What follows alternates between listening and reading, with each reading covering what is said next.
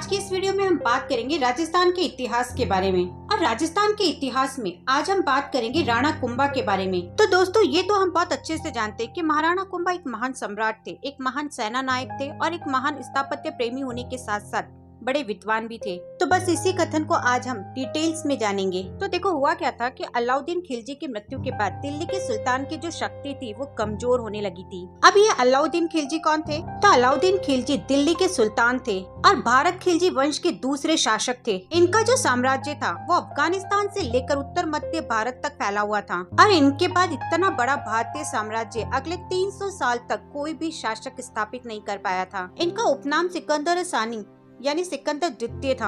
इन्होंने अपने ससुर खिलजी वंश के संस्थापक जलालुद्दीन खिलजी की हत्या की और उसके बाद एक शक्तिशाली मुस्लिम शासक बन गए। अलाउद्दीन खिलजी ने 1296 से 1316 ईस्वी के बीच शासन किया। अपने शासन के दौरान अलाउद्दीन खिलजी ने जारन मंजूर, सिविस्तान, किली, दिल्ली और अमरोहा में मंगोला के खिलाफ अभियान का नेतृत्व किया। अलाउद्दीन खिलजी ने रणथंबोर, गुजरात, चित्तौड़, मालवा, जालोर और सिवाना जैसे हिंदू राज्यों पर भी हमला किया था। इन्हें अपनी महान सैन्य और प्रशासनिक शक्ति के लिए जाना जाता था। लेकिन इनकी मौत के बाद दिल्ली के जो सुल्तान थे शहाबुद्दीन उमर, इनकी जो शक्ति थी वो कमजोर पड़ने लगी थी। बस इसी स्थिति का लाभ उठाते हुए सिसोदा के सामंत हमीर ने लगभग 1326 ईस्वी में चित्तौड़ पर अधिकार कर लिया और धीरे धीरे पूरे मेवाड़ पर अपना प्रभुत्व स्थापित कर दिया। अब हमीर के बाद क्षेत्र सिंह, लक्ष्य सिंह और मोकल भी प्रतापी नरेश हुए, जिन्होंने अपने पराक्रम पूर्ण कार्यों से मेवाड़ राज्य की सीमाओं का विस्तार किया और धर्म, कला और साहित्य की उन्नति में भी एक महत्वपूर्ण योगदान दिया। लेकिन 1433 ईस्वी में महाराणा मोकल की मृत्यु के बाद महाराणा कुंभा मेवाड़ की गद्दी पर बैठे। महाराणा कुंभा जो थे वो एक पराक्रमी, यशस्वी और प्रतिभा संपन्न शासक थे, जिन्होंने आंतरिक और बाह्य कठिनाइयों का सफलतापूर्वक निवारण किया और अपनी गौरवपूर्ण युद्धकालीन और शांतिकालीन उपलब्धियों से ऊंचाइयों पर पहुंचा दिया। इसलिए गोपीनाथ शर्मा कहते हैं कि संपूर्ण गोहिल वंशीय शासकों में कुंभा ही एक ऐसे शासक थे जो अनेक गुणों और विशेषताओं के कारण उस समय के साहित्यिक ग्रंथों और विशेषताओं के प्रतीक विरोधों से विख्यात थे। उस समय के साहित्यिक ग्रंथों और प्रशस्तियों में महाराणों को महाराजाधिराज, राव राय, राणे राय, दान गुरु, राजगुरु, परम गुरु, चाप गुरु और हिंदू सुल्तान आदि विरोधों से संबोधित किया गया। भारत के राजाओं में महाराणा कुंभा की बहुत ऊंची जगह थी। उनसे पहले राजपूत केवल अपनी स्वतंत्रता की जैसे तैसे रक्षा कर पाए थे, लेकिन कुंभकर्ण ने मुसलमानों को अपनी अपनी जगह पर हराकर राजपूती राजनीति को एक दोहरा रूप दिया और इतिहास में ये राणा कुंभा के नाम से बहुत ज्यादा प्रसिद्ध है। महाराणा कुंभा को चित्तौड़ दुर्ग का आधुनिक निर्माता भी कहा जाता है, क्योंकि इन्होंने चित्तौड़ दुर्ग के ज्यादातर वर्तमान भाग का निर्माण करवाया था। महाराणा कुंभा को राजस्थान के शासकों में सर्वश्रेष्ठ शासक माना जाता है, क्योंकि उन्होंने मेवाड़ के आसपास जितने भी उद्धत राज्य थे उन पर उन्होंने अपना आधिपत्य स्थापित कर लिया था। दोस्तों, क्या आपको पता है कि 35 वर्ष की अल्प आयु में उन्होंने 32 दुर्ग बनवाए थे, जिनमें चित्तौड़गढ़, कुंभलगढ़, अचलगढ़ है जो सशक्त स्थापत्य में सबसे ऊपर है। और यही इन पर्वत दुर्गों में चमत्कृत करने वाले देवालय भी हैं। उनकी जीत का गुणगान करता विश्व विख्यात विजय स्तंभ भारत के अमूल्य धरोहर है। कुंभा का जो इतिहास है वो केवल युद्ध में जीत तक ही सीमित नहीं था, बल्कि उनकी शक्ति और संगठन क्षमता के साथ साथ उनकी रचनात्मकता भी आश्चर्यजनक थी। संगीतराज उनकी महान रचना है, जिसे साहित्य का कीर्ति स्तंभ माना जाता है। कुछ इतिहासकारों के अनुसार राणा कुंभा ने कामसूत्र जैसा ही एक ग्रंथ भी लिखा। साथ ही खजुराहो में जिस तरह की मूर्तियाँ थी उसी तरह की मूर्तियाँ उन्होंने अपने राज्य में भी बनवाई थी। अब राणा कुंभा कितने ताकतवर शासक थे, इसका अंदाजा हम इस बात से लगा सकते हैं कि वो आमेर और हाड़ौती जैसे ताकतवर राजघरानों से भी टैक्स वसूल। हालांकि राणा कुंभा एक उदारवादी शासक थे। कहा जाता है कि वह अपने राज्य में जहां कहीं भी लोगों को प्यास से परेशान देखते वहां पर तालाब खुदवा दिया करते थे और उन्होंने अपने शासनकाल में बहुत बड़ी संख्या में तालाबों का निर्माण भी करवाया। इसी के साथ दुनिया की सबसे लंबी दीवार जिस किले के बाहर मौजूद है उसका निर्माण भी राणा कुंभा ने ही करवाया था,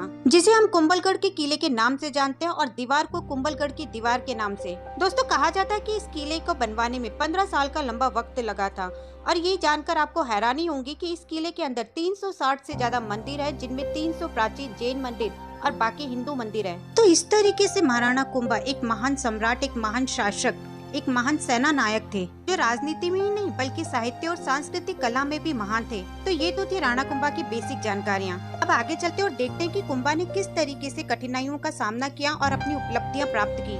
तो देखो, मोकल की हत्या के बाद, अब ये मोकल कौन थे? मोकल राणा कुंभा के पिता थे।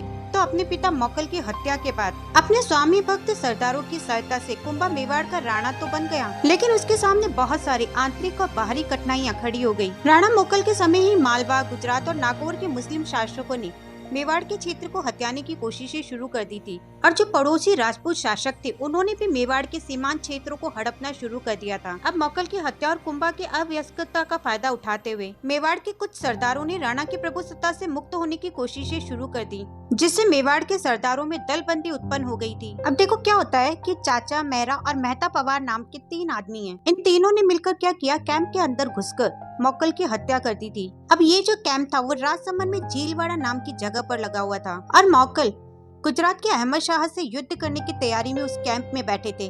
तब वही इन तीनों व्यक्तियों ने मिलकर उनकी हत्या कर दी। दोस्तों, मारना तो वो कुंभा को भी चाहते थे, लेकिन कुंभा और मोकल के पक्ष में वहाँ पर जो लोग थे उन्होंने कुंभा को वहाँ से भगा दिया। कुंभा वहाँ से भागकर चित्तौड़ आ गए और अपनी दादी हंसाबाई को पूरी कहानी बताई और उधर मोकल को मारकर चाचा, मेहरा और मेहता पवार वो भी कहीं भाग जाते हैं। अब जब कुंभा ने सारी कहानी अपनी दादी हंसाबाई को बताई तो हंसाबाई भी टेंशन में आ गई और वो सोचने लगी कि जिन लोगों ने बेटे को मार दिया है तो क्या पता वो पोते को भी मार दे। अगर उन्होंने कुंभा को भी मार दिया तो फिर चित्तौड़ को कौन संभालेगा। तब हंसाबाई को यानी कुंभा की दादी को अपना भाई याद आता है, रणमल। उन्होंने रणमल को बुलाया और सारी बात बताई। रणमल जब आया, जो अपने साथियों को अपने साथ लेकर आया था, और ये जो रणमल के साथी थे ये कौन थे, भेल थे।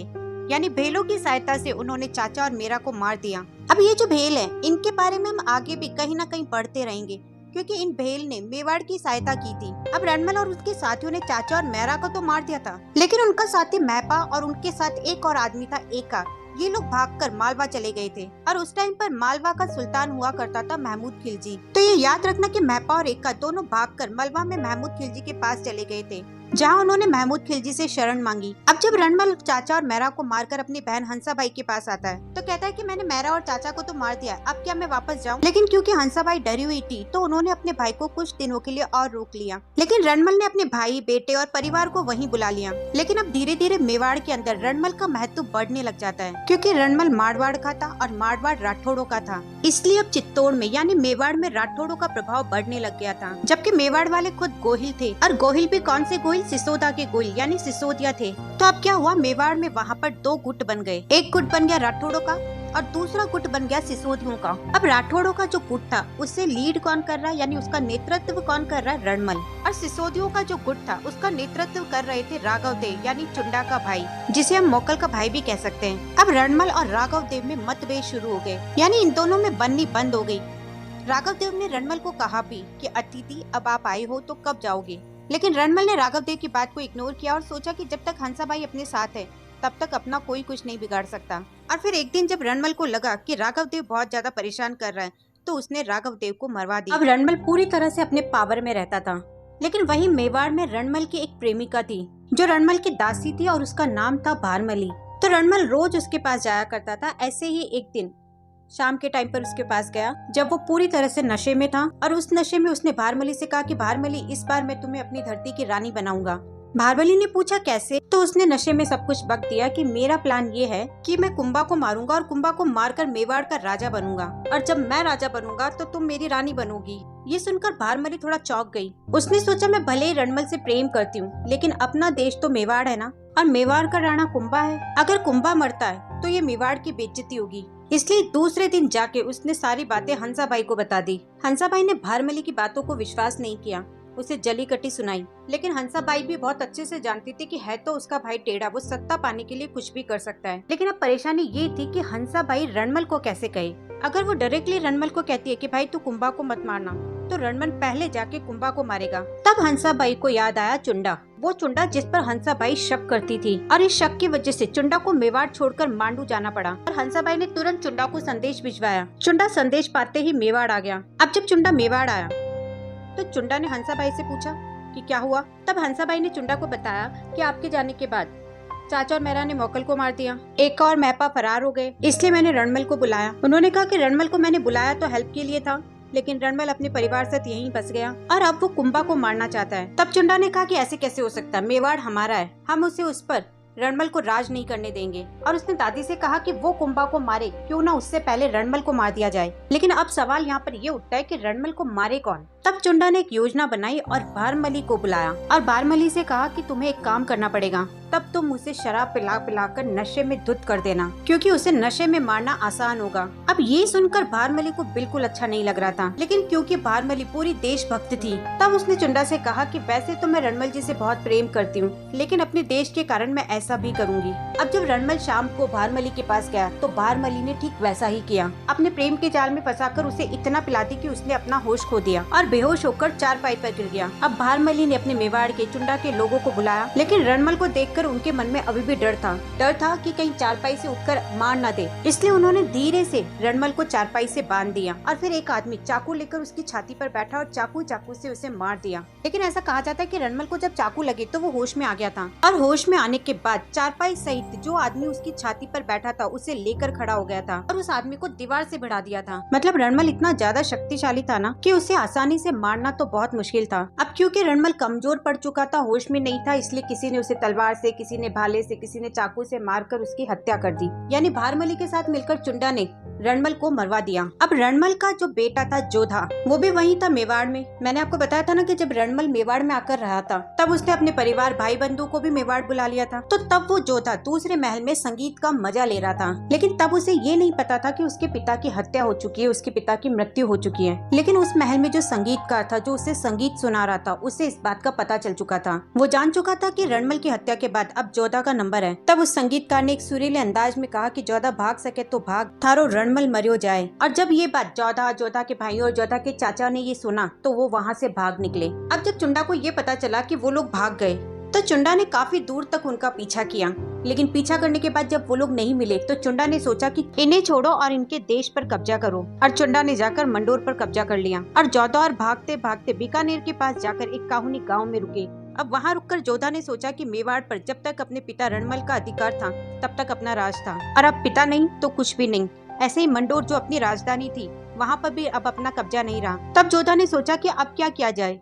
तो सबसे पहले उसके दिमाग में आया कि अपना घर यानी मंडोर पहले वापस लिया जाए। अब कैसे, जैसे उसने अपनी सेना इकट्ठी की और मंडोर को छुड़ाने की कोशिश की, लेकिन जब वो मंडोर को छुड़ाने जाता चुंडा से हारकर वापस आ जाता। ऐसे ही बार बार मंडोर को छुड़ाने की कोशिश में एक बार युद्ध में जोधा बहुत बुरी तरह घायल हो गया। घायल होने के बाद में वहाँ से वो अपने घोड़े पर भाग रहा था कि उसे प्यास लगी और मेवाड़ का इलाका जहाँ दूर दूर तक कहीं पानी नहीं, तब उसे एक ढाणी दिखी। लेकिन वहाँ तक पहुँचते पहुँचते जोधा खुद बेहाल होकर गिर गया। लेकिन घोड़ा आगे जाकर एक घर के सामने रुक गया जहाँ पर किसान नहीं था, उसकी वाइफ थी। उसने बाहर आकर देखा तो जोधा बेहाल पड़ा था। उसने जोधा को उठाया, बैठाया और पानी पिलाया। पानी पीकर जब जोधा ने खुद को सही महसूस किया तब उसने कहा कि अच्छा ठीक है, मैं चलता हूँ। अब क्योंकि मेवाड़ का रिवाज था कि आया हुआ अतिथि घर से भूखा नहीं जाना चाहिए, इसलिए उस औरत ने जोधा को कहा कि खाना खाकर जाना। अब जोधा भी भूखा था तो वो रुक गया। अब उस औरत ने जोधा के सामने मेवाड़ का प्रसिद्ध खाना खिचड़ा उसके सामने रखा और उसे खाने को कहा। अब जो खिचड़ा परोसा था वो पूरी थाली में खिचड़ा था और बीच में घी था। अब जैसे ही जोधा ने खाने के लिए बीच में घी में हाथ मारा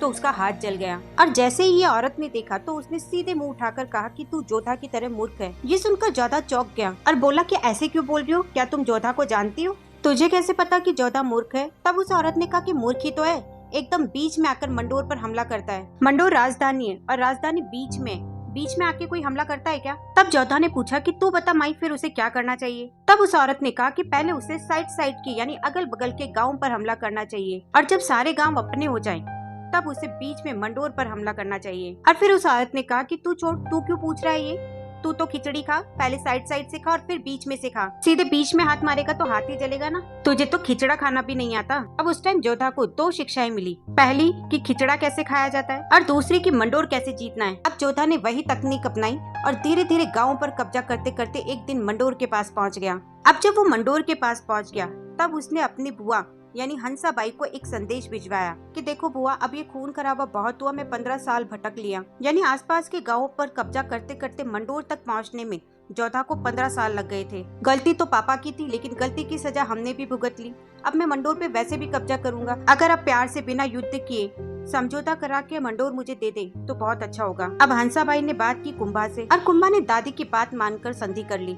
और फिर कुंभा और जोधा के बीच एक संधि होती है, आमड़ बामड़ की संधि। तो अब यहाँ तक आपको पूरी कहानी याद हो गई होगी कि किस तरीके से चाचा मेरा और महपा ने मोकल को मारा। फिर हंसा भाई ने अपने भाई रणमल को बुलाया, कुंभा को मारकर मेवाड़ पर कब्जा करना चाहता था। अब की बार जब हंसा भाई खतरे में हुई तो उन्होंने चुंडा को बुलाया, फिर चुंडा ने कैसे रणमल को मारा और फिर लास्ट में कैसे जोधा ने अपना मंडोर वापस लिया। अब आगे चलते और बात करते कुंभा की उपलब्धियों के बारे में। अब महाराणा कुंभा का जो शासन काल था वो केवल राजनीतिक गतिविधियों की नजर से ही महान नहीं था, बल्कि उसकी सांस्कृतिक उपलब्धियां भी बहुत महत्वपूर्ण थी। क्योंकि उनका जो शासन काल था वो मेवाड़ राज्य के पूरी तरह विकास के लिए प्रसिद्ध था, और क्योंकि वो खुद एक उच्च कोटि का विद्वान था, इसलिए दूसरे विद्वानों, साहित्यकारों और कलाकारों का आश्रयदाता भी था। महाराणा कुंभा जो थे उनकी स्थापत्य कला में बहुत गहरी रुचि थी। मेवाड़ में पुराने समय से ही राजप्रसाद, दुर्ग, मंदिर, जलाशय जैसी चीजें बनाने की परंपरा चली आ रही थी, और कुंभा ने इस परंपरागत शैली को सामरिक सुरक्षा की भावनाओं से समन्वय कर इसे और ज्यादा उपयोगी बना दिया। इसलिए डॉक्टर भंडारकर का कथन है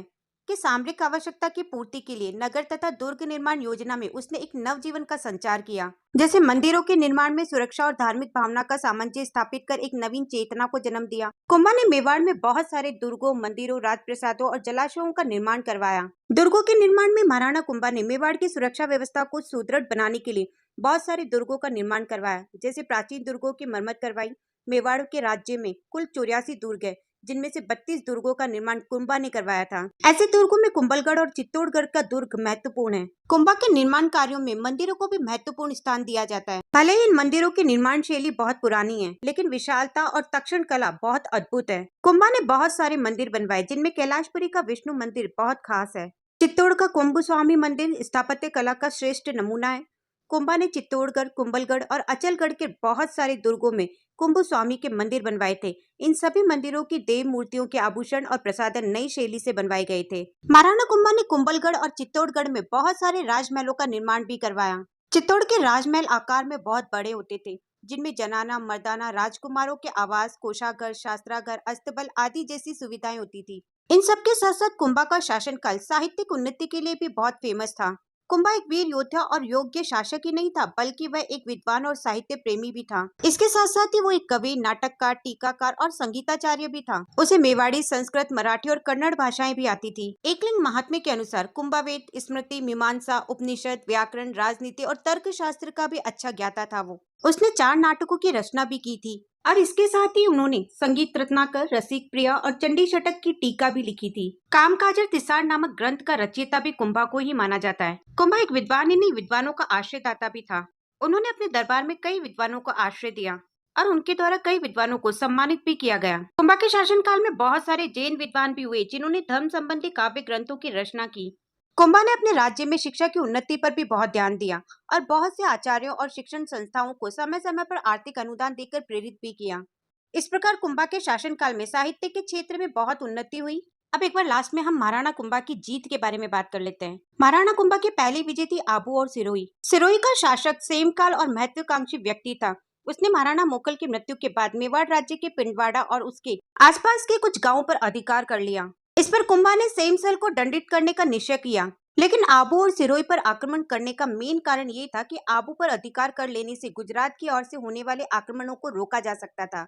इसलिए कुंभा ने आबू और सिरोही की विजय के लिए डोडिया सरदार नरसिंह को भेजा, जिसने सेमसल को हराकर आबू, बसंतगढ़ और सिरोही के पूर्वी भागों पर अधिकार कर लिया। इस तरीके से महाराणा कुंभा ने आबू और सिरोही पर विजय प्राप्त की। दूसरी विजय मारवाड़ की विजय। 1438 में रणमल की हत्या के बाद चुंडा महाराणा कुंभा का मुख्य सलाहकार बना। उसकी सलाह के अनुसार कुंभा ने मारवाड़ पर अधिकार करने का तय किया, और इस समय मारवाड़ की स्थिति बहुत ही दयनीय थी। इसलिए कुंभा ने मारवाड़ पर अधिकार करने के लिए चुंडा को भेजा। चुंडा ने एक बड़ी सेना लेकर मारवाड़ पर आक्रमण किया और उसकी राजधानी मंडोर और बहुत सारे प्रसिद्ध नगरों पर अधिकार कर लिया, और विजयी चुंडा मारवाड़ का शासन प्रबंध अपने पुत्रों को सौंपकर मेवाड़ वापस आ गया।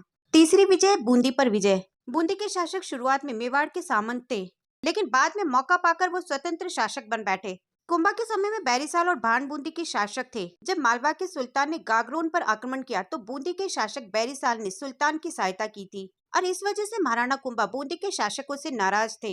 इसलिए मौका पाकर कुंभा ने अपनी सेना भेजकर गागरोन, बामवदा और मांडलगढ़ पर अधिकार कर लिया और बूंदी के शासक को अपना करदाता बनाकर उसका राज्य वापस दे दिया। इस तरीके से मेवाड़ के पूर्वी सीमांत पर मित्र राज्य स्थापित कर कुंभा ने अपनी दूरदर्शिता का परिचय दिया।